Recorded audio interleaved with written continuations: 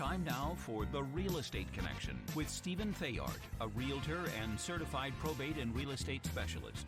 Whether you're a first-time homebuyer or a seasoned investor looking to downsize, move up, or refinance, this program is for you.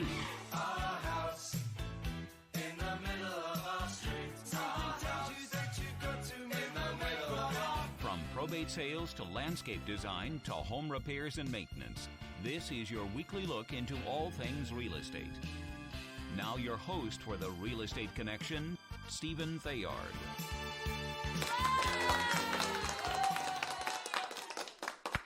Good afternoon, everybody, and welcome to another episode of The Real Estate Connection, brought to you by Good Patriot Realty, a salute to home ownership. Hey, I want to thank you for taking time out of your busy day to spend with me in talking about real estate issues in and around the state of California and nationally sometimes. And today's topic is something that is probably going to be more around areas of the country where housing prices have inflated quickly over the last few years, and now we're seeing a slowdown. And depending on how each individual has handled the equity in their home, could lead to this topic that we are discussing today, and that is short sales. All right, now I know it doesn't sound exciting, but it is really good, useful, helpful information, especially if you are in the investor space.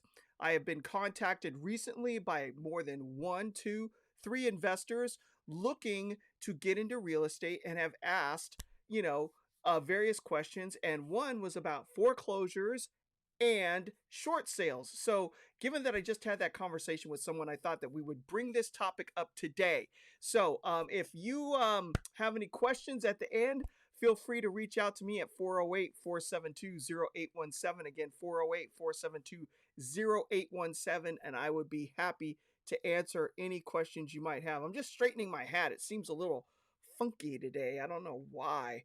Maybe it's just because we're still in spring and I'm not used to wearing ball caps. But anyway, let's get this party started.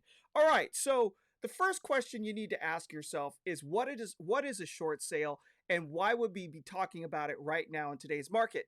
Well, in helping my client write an offer yesterday, I was in conversation with a lender in a very high influential area of California where the home values average anywhere from 1.75 million and up. And she was telling me that there are a lot of people that have been using their homes as lines of credit over the last few years because the value has been going up and up and up and up. And when I say line of credit, I'm talking about home equity line of credit, a HELOC, where you get a loan for the equity you have in your house, and then you spend that money for various reasons. Now, we saw the same phenomenon happen back in 2005, 2006, when the market was skyrocketing because anybody could get a loan and there wasn't a lot of barriers to entry for people to get into the marketplace. And then the housing values kept going up and up until we had a pop of the real estate bubble, and the values plummeted very quickly. There were a lot of people that were in adjustable rate mortgages because it was easier for them to qualify and get into the market. And they were thinking as the values of the homes went up, they were going to have more equity. And so they could always refi out of those adjustable rates into fixed rates later on. So similar, but not quite the same. This time we had a big push in equity, and then now people are doing kind of the same thing. They're taking out home equity lines of credit to spend or invest that money into other things using the equity that they have in their house. However, the equity line of credit interest rate has been climbing, going up, up, up, up, up. It's much higher than your 30-year fixed average loan mortgage rate in the marketplace. And there are a lot of banks who have just stopped doing them. So if you can imagine, say you had a bunch of equity in your house and you went and got a home equity line of credit and you spent most of it thinking that the market was never going to come down. And now this interest rate is jacking up and jacking up and jacking up on you. And then your property values are starting to come down a little bit. you might run into a short sale situation. So this is what we're talking about today. So we're going to jump right on into it. A short sale is when the fair market value of a property is dropped below the outstanding mortgage loan for the home and the borrower is looking to sell it for less than what they owe. So basically, here's a simple example. You purchase a home for $300,000 and you take out a loan for $275,000.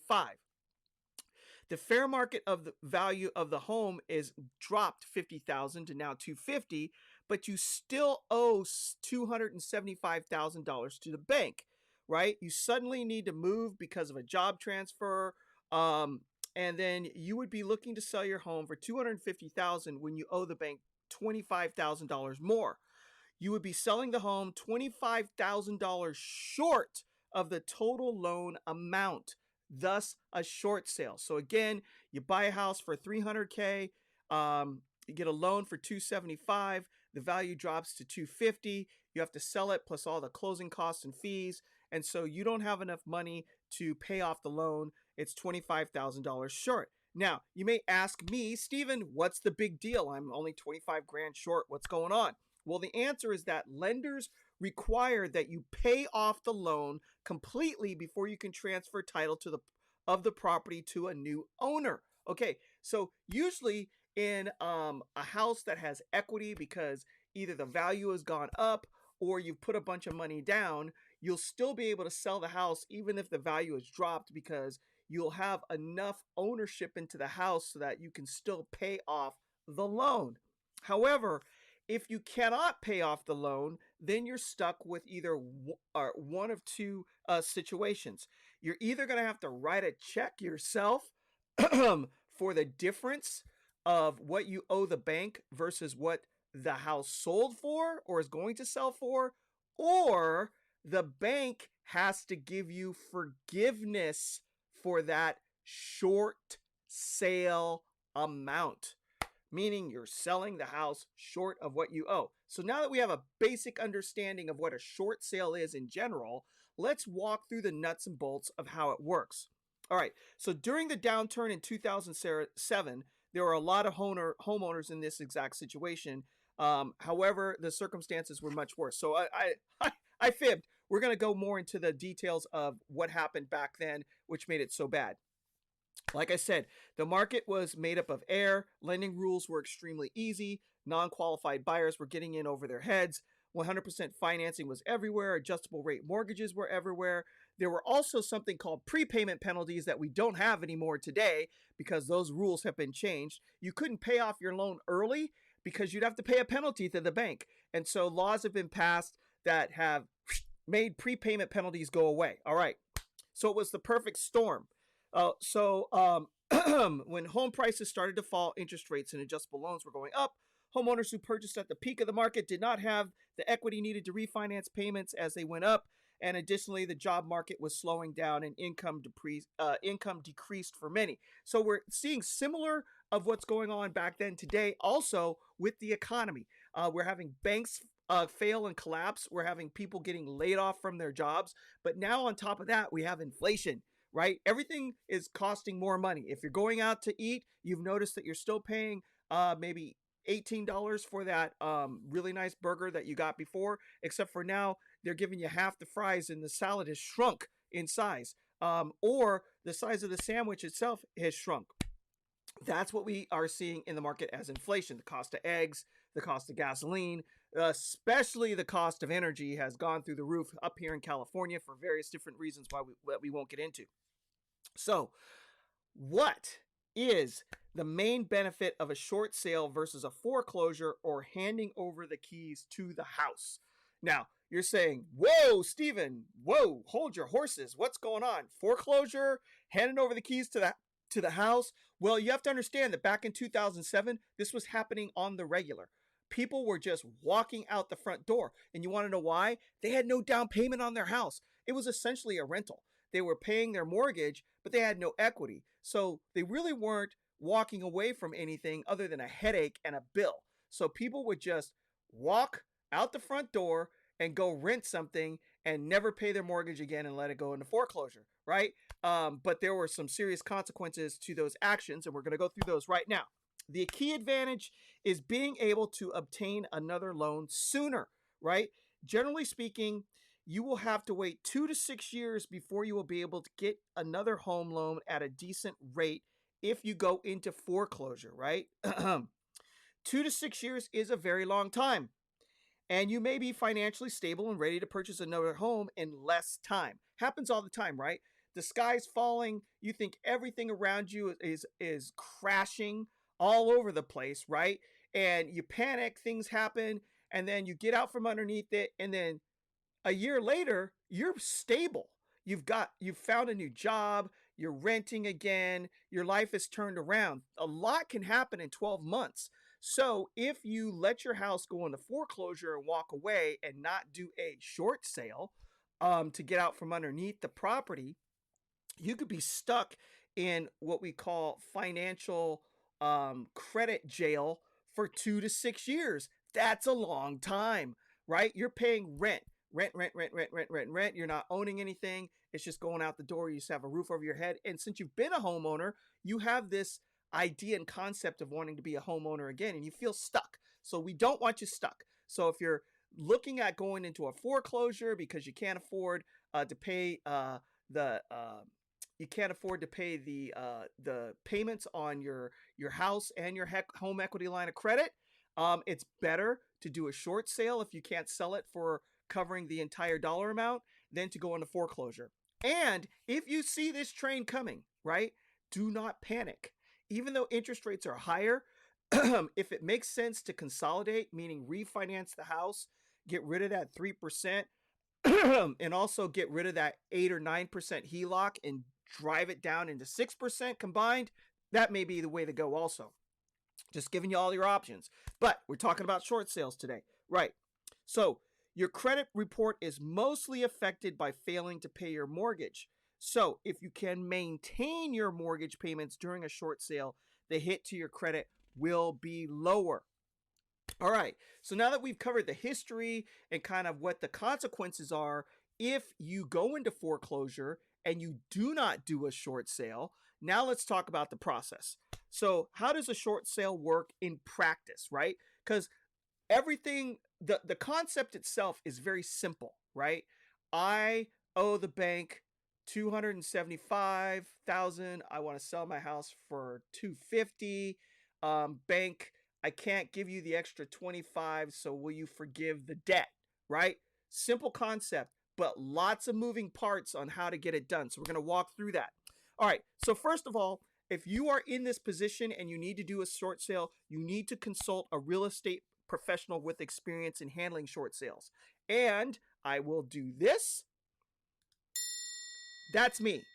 I lived through this in 2006, 2007, 2008, 2009, started my real estate career during the bubble peak and then rode that monster train down to the bottom and then rode it back up to now. So I've seen it. I've seen short sales. I've seen foreclosures. I've gone through the process with many clients. I know how this works. All right. I've had multiple clients consult me on these matters and also closed a couple transactions this way. All right. So whether it was on the buy side or the sell side, because both sides have their nuances. All right. So then you have to contact a realtor who understands how to do it.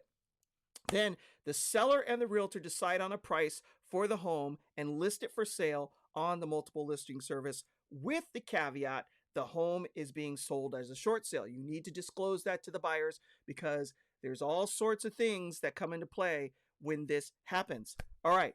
So the seller contacts then their lending institution to alert them of their home being listed for sale as a short sale. We have to get the seller's lender involved from the very beginning. The seller will review any offers submitted and negotiate terms and price with the buyer. So the first step is, right, contact a realtor, determine the price, get it on the market, list it for sale, tell everybody it's a short sale, contact your lender, let them know you're in the process of trying to list and sell your house as a short sale, especially if you're in trouble with your payments, right, and maybe the foreclosure process is starting to turn. And then if you get an offer, then you have to review that as normal with your buyer to come to terms. All right. So then once you come to a negotiated offer, you have to then submit the offer to your lender, the seller's lender, right?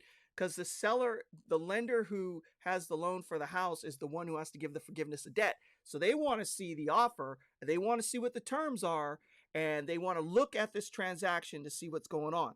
So you're going to have to submit the following: a letter from the seller explaining the financial hardship necessitating the need for a short sale, and then the HUD-1 statement from the title company working on the transaction.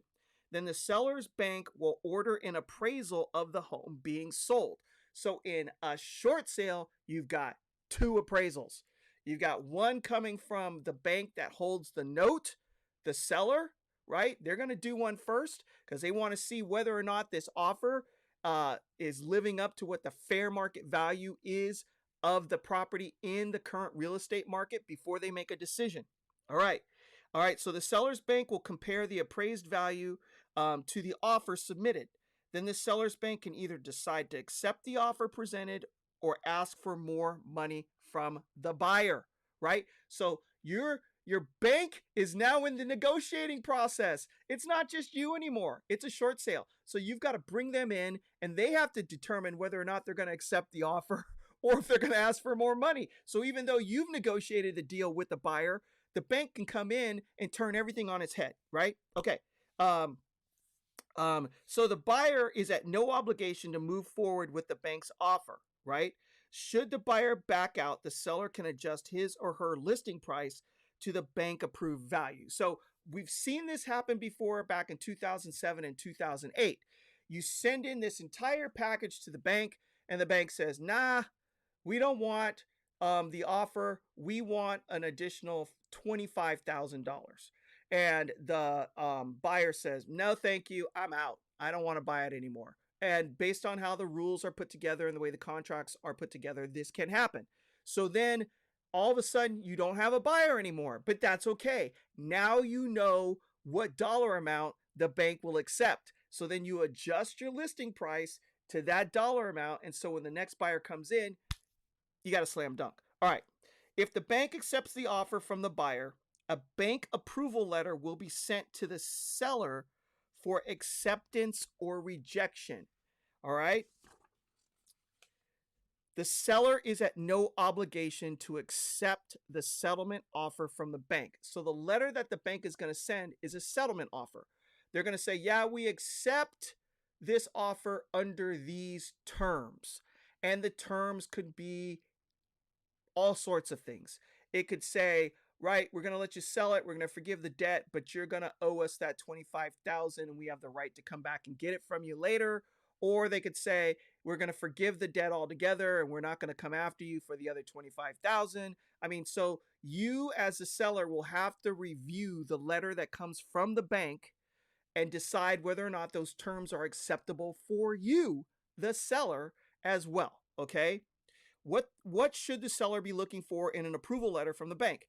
The acceptable sales price, the maximum allowable commissions, because the realtors have to get paid, the maximum closing costs, the maximum net proceeds from the sale, closing date, release of liability. So whether or not you're being released from the liability of the dollar amount that you're short of paying the bank, right? The forgiveness of debt. And depending on the seller's financial institution, the bank may ask for a monetary contribution as well from you, the seller, because they may have asked you for bank account statements, income tax returns, W-2s to see kind of what your income is. And if they see that maybe you're making a little bit of coin compared to your expenses, they may say, hey, we want you to kick in a little bit on your side. Maybe not a lot, but a little bit. So they can do it. However, California passed a law against deficiency judgments in certain situations. So what's a deficiency judgment? A deficiency judgment basically means that when you are being forgiven the debt, that they issue a judgment on that debt forgiveness and they want it repaid in the future, right? So under certain circumstances within California law, now it's changed where in certain scenarios, the banks are not allowed to ask for those deficiency judgments. And we can talk about that specific scenario for you if you're in a short sale situation or you have a friend that's in a short sale situation and they need help, tell them to give me a call, Stephen Theard at Good Patriot Realty at 408-472-0817. Again, 408-472-0817. California DRE number 017-00019. All right. So, should all the stars align and the seller's bank accepts the offer and the seller accepts the bank's approval letter, the purchase can move forward, right? All of this is happening. It's all happening in the background. The buyer isn't even involved. They've sent in their offer and they're waiting. And trust me, back then we knew. You submitted an offer on a short sale, you knew you were going to wait. Your clients knew they were going to wait. It could be 30 days they were going to wait. But because the house was a juicy little deal, they were going to hang out to see whether or not the bank and the seller could come to terms. And we would walk our buyers through this whole entire process so they knew exactly what was happening. Nobody was in the dark. We were all experts on short sales and foreclosures, man. I'm telling you, back in the day, that's the way it was going down. 2007, 2008 was crazy in the real estate market, the things that we used to do. We were jumping through hoops. It was like a circus. Anyway, I digress. All right, so then once all that's done, then the regular escrow can proceed, right? Now we're back to a regular sale, right? So at all the negotiated terms regarding loans, appraisals, inspections, earnest money deposits, contingencies, and close of escrow now move forward because there's a time block on any of that proceeding forward until everything's been negotiated with the seller and their bank on their side. Once it's all been negotiated, they kind of send a document saying, hey, we're good to go. We can move forward. Now let's start the escrow, right? Because we have all of our approvals. All right. So the bank allowing you to sell your home for less than what it is owed is a forgiveness of debt. So we're going to get into that in a second. Where else am I on my notes? All right. We're going to talk about the buyer side. All right. So I talked about two appraisals, right? You're going to have an appraisal from the seller side because the bank wants to make sure you're not selling the house under fair market value, right? So you get that appraisal. Now, once the whole process moves forward, you're going to have contingencies on the buyer side that says, hey, we're not buying the house unless it appraises for fair market value. Well, if the bank has already done the appraisal on the lending side for the seller, then you're pretty sure that the house is going to appraise. Rarely did we see a bank's appraisal on the lending side for the seller not match what the buyer's appraiser was going to say because, you know, everybody's kind of in the same marketplace and you're using the same pool of real estate appraisers and you have the same comps and comparables. And so it makes it a lot easier. So then you're going to go through the regular escrow process, your inspections, your requests for repairs, all that stuff. However, when you're buying a short sale, remember this, the seller is usually in financial difficulties, right? Meaning they don't have a lot of money. They're trying to get out from under a big burden. They're not going to have money to pay for repairs. And we also know that the bank on the seller side has approved a specific dollar amount.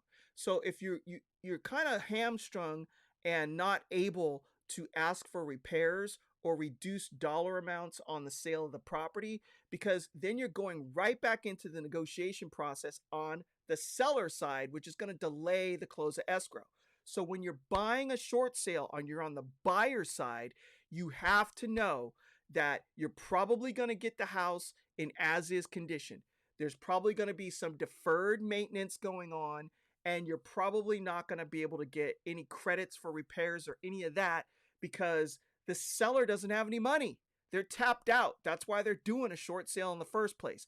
However, as a buyer, you're probably going to get a better deal in the marketplace because the house isn't in pristine condition. And so the value is going to be lower on the scale because there's always a range of values. There's the top end for that perfect house in the neighborhood that's been updated to the nth degree, and that's at the top. Then you have the middle tier houses where they've maintained, but they haven't done all the bells and whistle updates. And then you have your deferred maintenance properties that have issues and repairs, and they're at the bottom of that price range. So you're probably buying a house at the bottom of the price range, but you're getting a deal because you like the neighborhood, You like the fact that once you get in there and put in some time and investment to fix it up, you're probably going to get a return on that right away. And if you're smart, you're picking in a location that's maintaining its value because the houses around you are being maintained by people. So got to be smart about it, but there's opportunity, right, in the short sale market. And believe it or not, I have been looking. In Northern California, they did not exist for a long time, but there are a couple out there. And I'm seeing foreclosures out there as well. Can't tell you if it's coming down the pike like it did last time, but there are a few, because there are just some people that don't know how to manage their finances well, and they don't make intelligent decisions, and things happen, right? And with the economy going the way it's been going, interest rates climbing, housing values coming down, especially away from the Bay Area, and then people having to borrow money against their house to pay their bills because of either job loss, layoffs, or just the cost of living going up. It still is happening. Not at the scale that it did back in 2007 and 2008, but it is happening, so there is some opportunity out there. All right, so what were we saying? All right, so the bank allowing you to sell your home for less than what is owed is a forgiveness of debt, right? So you owe the bank $275,000, you pay them $250,000, they forgive you $25,000, right? They just go, we forgive you. You don't owe us the money, right? Forgiveness of debt, right? Forgive us our debtors. Lord's Prayer. Anyway, the forgiveness of debt may be subject to personal income tax. Just a warning, right? You're getting out from the debt, but it may still cost you a little something, right? So check with your tax professional and your specific situation as to whether or not the forgiveness of debt on a short sale will trigger an income tax situation for you. Like I said, check your professional, right? So that's it. That's a short sale. I've given you a lot of details and it probably went, right? You're drinking through a fire hose. Remember this. You can call me anytime. 408-472-0817. If you're an investor and you have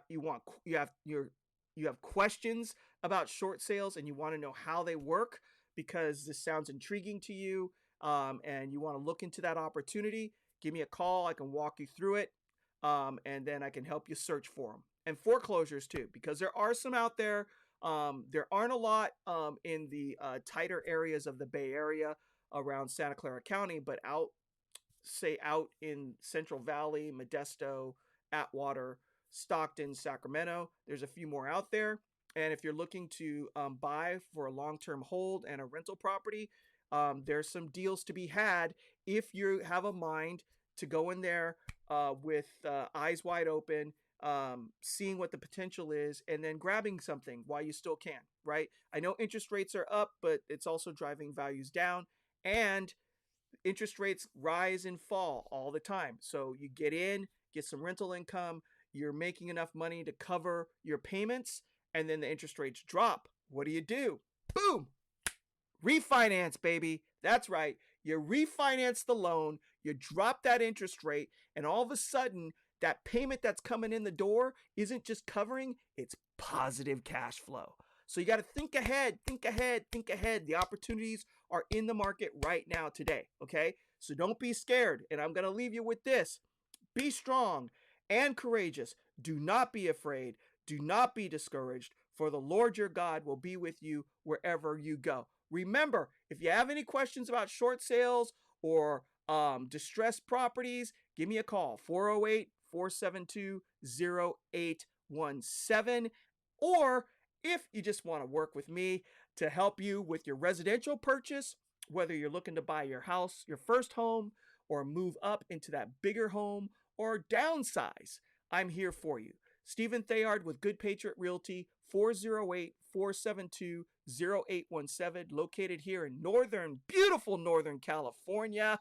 Oh man, it's gorgeous, and the weather just keeps getting better. Give me a call. I'd love to help you out.